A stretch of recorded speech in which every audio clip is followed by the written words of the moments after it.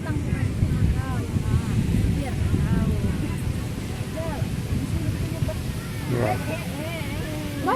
Pantai Batu Putih lagi rame.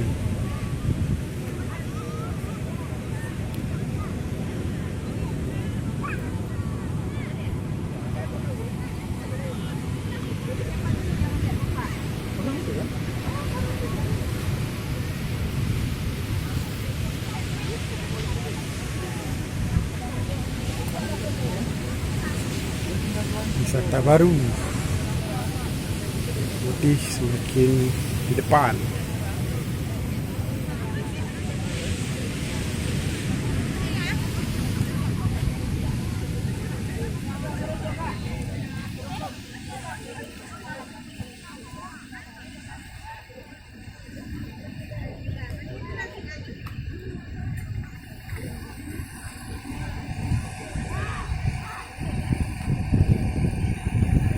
Projek wisata Aceh Barat.